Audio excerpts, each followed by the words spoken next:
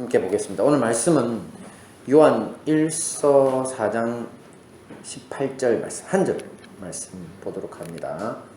시작. 사랑 안에 두려움이 없고 온전한 사랑이 두려움을 내어 쫓나니 두려움에는 형벌이 있음이라. 두려워하는 자는 사랑 안에서 온전히 이루지 못하였느니라. 아멘. 사람은 누구나 두려움을 안고 살아갑니다. 아프고 힘들고 고통스러울 때도 그렇지만 심지어는 건강하고 행복할 때조차 그렇습니다. 지금은 건강하지만 나중에 암이라도 걸리면 어떡하나. 지금은 행복하지만 이 행복이 계속 이어질 수 있을까 등등 두려움에 대해 이런저런 자료들을 찾다 보니 이런 문구도 만났습니다. 우리 함께 볼까요? 시작. 자기 보존 본능을 가지고 있는 모든 유기체에게 있어서 자기 해체는 가장 큰 두려움의 대상이다. 자, 무슨 뜻인지 아시겠습니까? 뭐 말을 어렵게 해서 그렇지 쉽게 말해 우리는 자기 해체, 곧 죽음을 제일 두려워한다는 것입니다. 그렇습니다. 우리는 건강이나 재산이나 행복을 잃는 것이 두렵고 죽는 것은 가장 두렵습니다. 그래서 오늘은 이런 것들에 대해 함께 살펴보고 믿음 안에서 어떻게 이런 두려움들을 이겨낼 수 있을지 함께 은혜를 나누도록 하겠습니다. 함께 봅니다. 시작.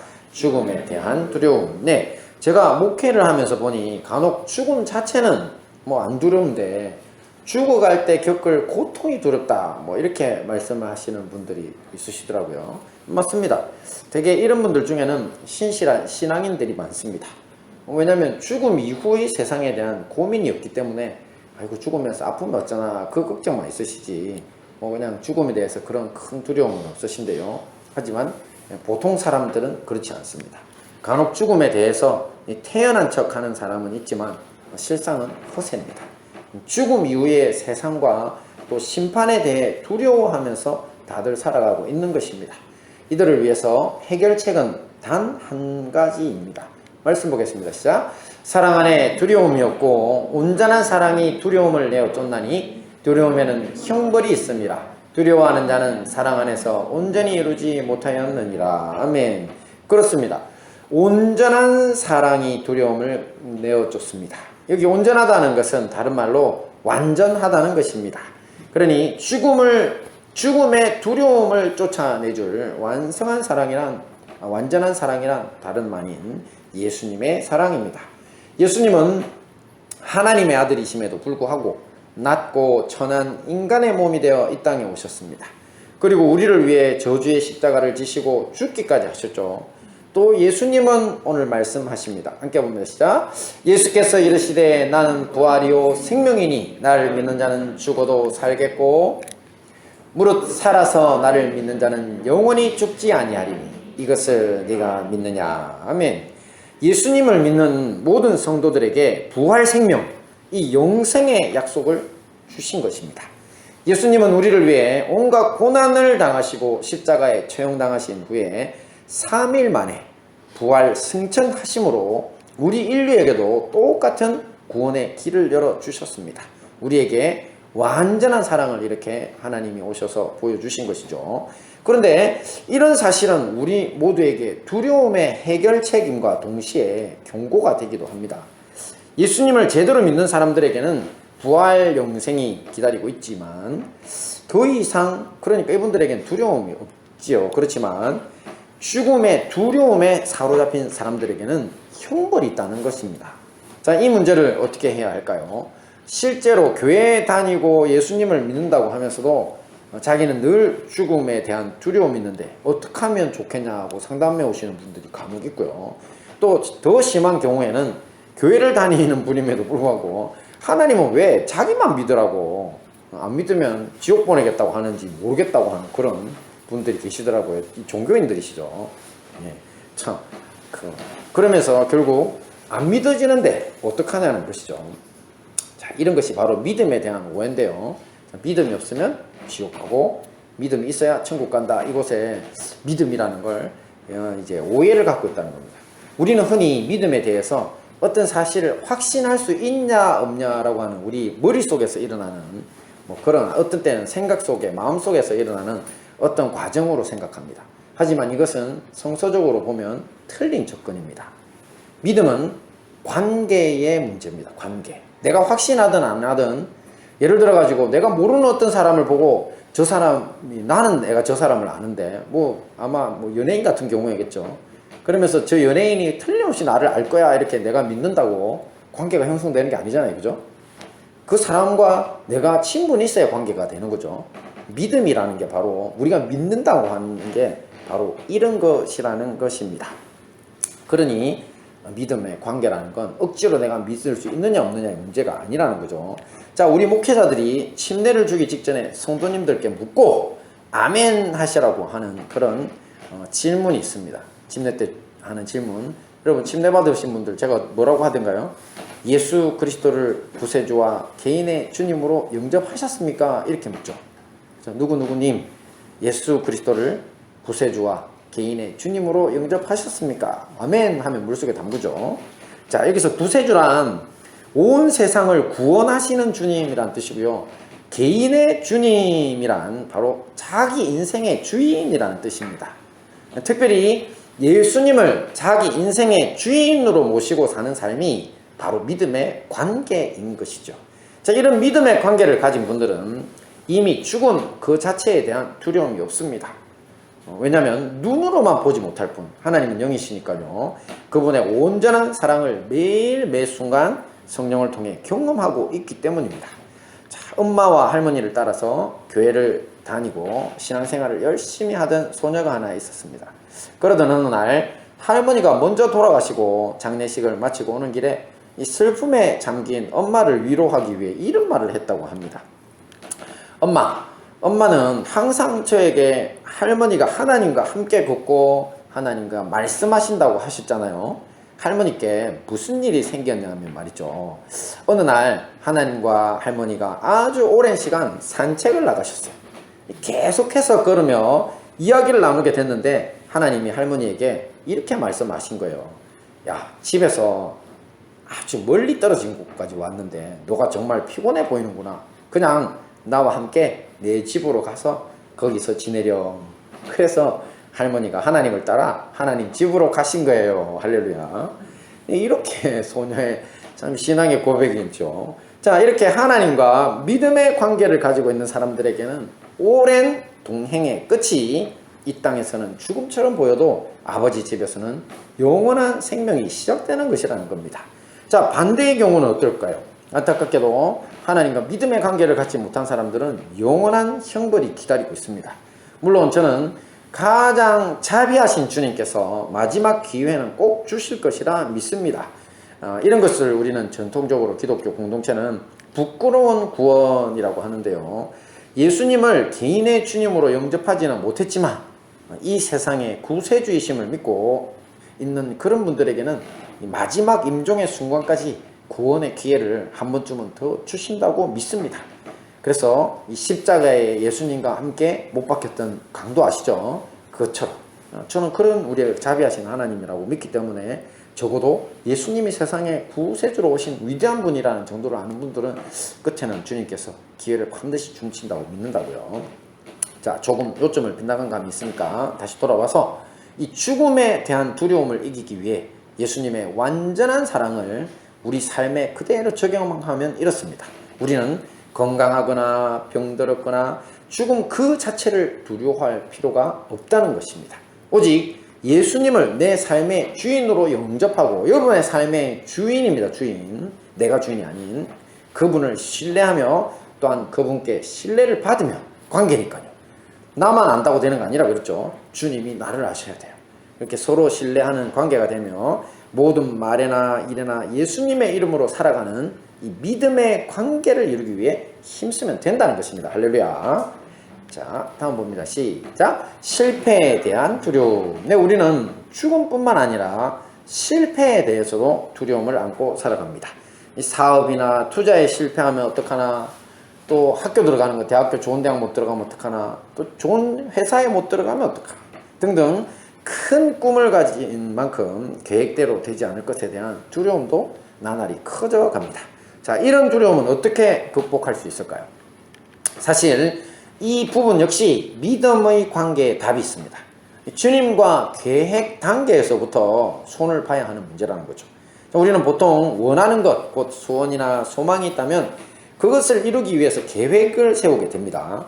그런데 믿음의 선배 사도 바울은 우리 속에 하나님이 계시다면, 우리가 성령을 받았다는 게 우리 속에 하나님이 계시면 우리가 하나님을 기쁘시게 해드릴 소망을 갖도록 만들어 주시고 또 그 소망을 이루도록 이끌어 주신다, 이렇게 이야기했습니다. 제가 먼저 풀이를 해드렸고 말씀 본문을 볼까요? 시작. 너희 안에서 행하시는 이는 하나님이시니 자기의 기쁘신 뜻을 위하여 너희에게 소원을 두고 행하게 하시나니. 네. 우리가 소원을 갖는데 누구를 위한 소원이죠, 저건? 바로 하나님을 기쁘시게 해드릴 소망을 꿈꾸고 살게 해주신다는 겁니다.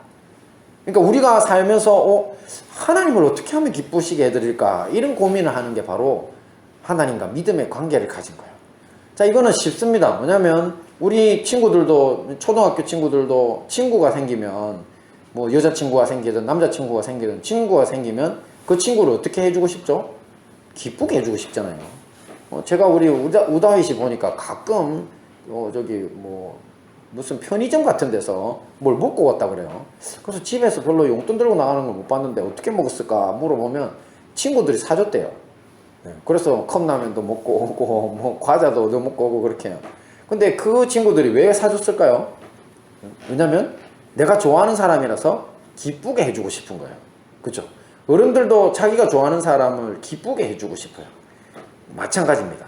우리가 만약에 하나님과 믿음의 관계를 갖고 있다면 우리도 하나님을 기쁘시게 해드리고 싶어요. 그리고 그건 역시 우리 속에 있는 성령께서 우리에게 주신 마음이라는 겁니다. 왜냐하면 하나님을 기쁘시게 해드리는 삶이야말로 진정한 행복이 있거든요. 나 자신, 나의 아주 교만하고 또 이기적인 욕심을 채우는 그걸 기뻐하면서 살면 그건 지옥입니다. 하지만 우리를 창조하신 창조주, 또 모든 사람을 사랑하시는 그 사랑의 하나님을 기쁘시게 해드리기 위해 살면 우리는 진짜 천국을 맛보게 되는 거죠. 이게 바로 우리의 소원이 되어야 된다는 거죠. 이게 올바른 길이라는 겁니다. 자, 그럼에도 불구하고 오늘날 많은 그리스도인들은 내가 소원하는 일이 과연 하나님을 기쁘시게 해드릴 소망인지 아니면 자기 자신의 욕심으로만 구하고 있는 것인지조차 모르는 경우가 참 많습니다. 제가 청소년 시절 수련회를 갔더랬는데 그때 강사 목사님이 들려주신 이야기입니다. 제가 보니까 아마 자기 교회 이야기인 것 같아요. 자, 어떤 교회 갔더니 그 교회 장로님 내외 중에 한 가정이, 여러분 있는 장로님들 중에 한 가정이 아들이 고등학교 이제 3학년이 되면서부터 안 나오시던 새벽 기도를 나오기 시작하고 세상에 놀랍게 그 고3 시험 치는 그 순간까지 하루도 안 빠지고 새벽 기도를 나오더랍니다. 정말 열심히 기도를 하시더라는 거죠. 자, 그런데 문제는 그 장로님 아들이 고2를 마친 겨울 방학부터 교회에서 보이질 않았습니다. 사라져 벌써 교회에서. 자, 친구들이, 교회를 다니던 친구들이 알아보니까, 자, 장로님이 교회는 명문대학에 합격하고 나서 다녀도 된다고, 교회 다니지 마라, 이렇게 하셨다는 겁니다.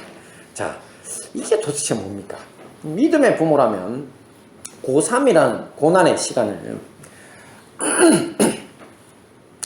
자, 주님과 동행하면서 승리하는 기회로 만들어줘야 마땅함에도 불구하고 반대로 공부 시간 부족하니까 교회 다니지 말라는 것입니다.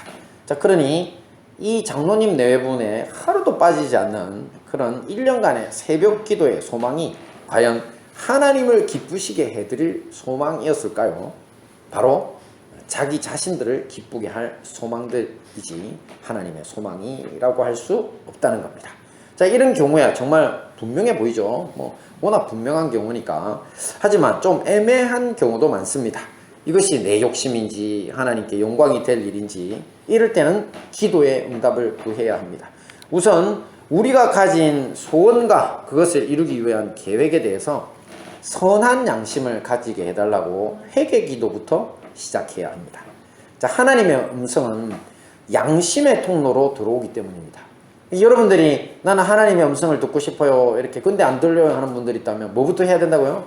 회개 기도해야 됩니다. 자기의 죄를 뉘우치고 다시 돌아가지 않겠다는 결심의 기도, 하나님 용서해 주세요 하는 기도를 해야 양심이 깨끗하게 닦이면서 하나님의 성령께서 그 양심을 스피커로 사용해서 여러분에게 말씀해 주시기 때문에 그게 들리는 겁니다.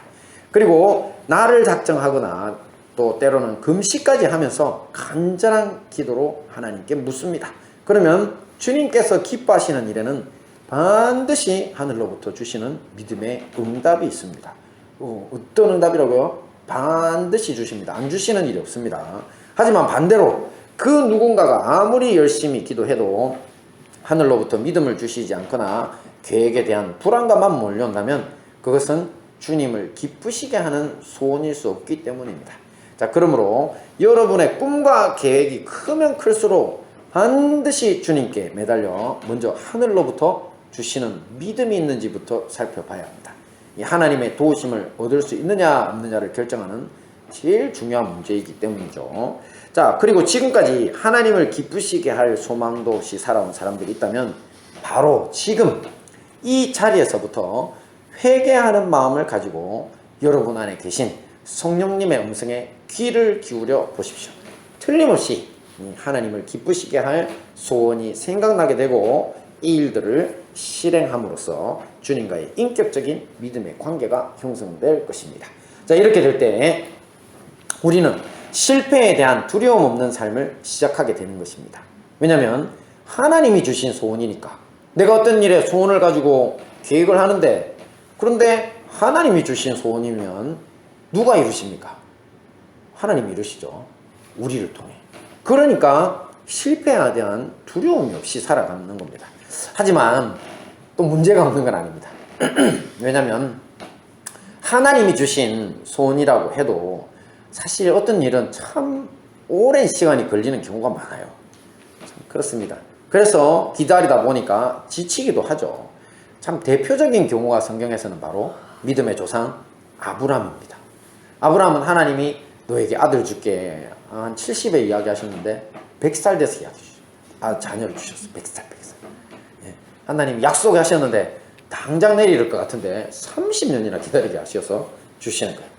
자, 그러니까 이 하나님의 약속을 듣고 아직 이제 자기가 처음에 이제 태어나기 전에 100세를 향해 달려가는데 자기 와이프도 막 나이가 90이 넘어가고, 자, 그런데 하나님이 주신다고 약속하신 아들은 태어날 기미가 안 보여요. 자, 그럴 때 아브라함이 어땠습니까? 그래도 나는 하나님 믿을 거야. 담대했습니까? 아닙니다. 서서히 믿음을 잃어버리고 첩을 두기까지 했죠. 자, 이런 아브라함을 위해 하나님이 찾아오셔서 하신 일이 바로 이것입니다. 함께 볼까요? 시작. 그를 이끌고 밖으로 나가 가라사대 하늘을 우러러 무뼈를 셀 수 있나 보라. 또 그에게 이르시되 내 자손이 이와 같으리라. 네, 하늘의 별들을 바라보게 하신 겁니다. 그러면서 하나님의 약속으로 받은 자녀에 대한 소망을 일깨워 주셨습니다. 자, 이런 점에서 소망과 소원을 또 다른 말로 비전이라고 부릅니다. 비전. 옛날에는 한번 가르쳐 드린 것 같은데, 여러분 혹시 시력이 얼마예요 할 때 영어로는 비전이 얼마예요 이렇게 묻습니다. 여러분의 비전. 그러니까 우리 눈으로 보는 이게 눈의 힘이 바로 비전입니다. 그러니까 우리 소원 소망하면 그냥 마음속에 들어있어서 뭐 그냥 안에 들어있는 것처럼 보이는데, 비전이라고 하면 밖으로 꺼내서 펼쳐봐서 바로 눈앞에 보이는 것 같아요. 마치 망원경으로 보는 것처럼. 그리고 아브라함이 하늘을 쳐다보면서 별들을 쳐다볼 때, 아, 내 자손, 내 아들 태어날 거야. 그죠? 그게 비전입니다. 자, 이렇게 내 소망, 소원을 마치 지금 눈앞에서 이루어진 것처럼 보도록 하나님께서 시각화해 주신 것입니다. 하나님은 아브라함과 함께 하늘을 바라보시면서 지금 비록 너에게 없지만 앞으로 하늘의 별들만큼 많은 자손들을 반드시 얻게 될 것이라고 하셨습니다. 이 일 후에 아브라함은 저녁이면 어떻습니까? 어김없이 비 오는 날 빼고, 자, 하늘에 떠오르는 별들을 바라보면서 저 별들처럼 수도 셀 수 없을 만큼 많고 찬란히 빛나는 후손들로 이렇게 가득 채워질 미래를 바라보게 됐습니다. 이것이 바로 뭐의 힘이라고요? 비전의 힘입니다. 그렇습니다. 우리도 이 점을 본받아야 합니다. 우리 중에 이미 주님이 주신 믿음, 주님을 기쁘시게 할 비전을 가진 분들이 많습니다. 그런데 처음에는 그 기대감에 얼마나 가슴이 벅차서 일을 시작하고 장래의 소망을 향해 달려갔는지 모릅니다. 그래서 절제도 하고 또 자기 자신보다 또 하나님의 뜻을 위해서 더 노력도 하고 이것저것 했는데 하지만 시간이 지나고 또 그 비전을 실행하는 동안 이 삶의 현장에서 수많은 어려움과 현실의 이 벽을 만나게 됩니다. 그때 주변 환경과 또 자신의 처지에 매몰되어 가면서 이제 아브라함 같은 상황을 맞게 된 것입니다. 자, 이런 때에 우리는 어떻게 해야 된다고요? 우리가 가진 소원, 그 비전이 하나님을 기쁘시게 하기 위한 선한 소원이 분명하다면 우리 역시 아브라함처럼 하늘을 쳐다보듯 아브라함이 하늘의 별을 쳐다보는 것처럼 우리는 누구를 바라봐야 됩니까? 기도로서 눈을 감고 하나님을 그려보시고 또 하나님이 주신 그 소원이 이루어질 것들을 그려보는 시간을 반드시 가져야 되는 겁니다. 그러면 우리가 하늘의 별을 쳐다보던 아브라함처럼 우리의 비전을 잃지 않게 됩니다. 근데 눈을 감고 하나님과 그분이 주신 비전을 바라보는 시간을 갖지 않으면 반드시 아브라함 같은 믿음의 선배도 주저앉았는데 넘어졌는데 우리도 넘어질 수밖에 없다는 것이죠. 자, 말씀을 정리하겠습니다. 자, 우리는 오늘 두 가지 두려움을 믿음 안에서 어떻게 극복할지에 대해 살펴봤습니다. 첫째 두려움이 뭐였죠? 죽음에 대한 두려움. 네, 첫째, 죽음에 대한 두려움이었습니다. 네, 제가 자료를 놓쳐버렸네요. 죽음에 대한 두려움. 자, 죽음에 대한 두려움은 어떻게 이길 수 있다고요? 완전한 사랑. 맞습니다. 예수님의 이름으로 살아가는 믿음의 관계를 이루기 위해 노력하고 힘쓰면 아무 문제 없다고 했죠. 그다음 두 번째 두려움 뭐였죠? 실패에 대한 두려움. 네, 우리 연우한테 내가 초콜릿이라도 하나 줘야 되는데 정확한 정답만 말을 하죠. 자, 이런 실패에 대한 두려움은 어떻게 극복된다고요? 하나님을 기쁘시게 할 소망.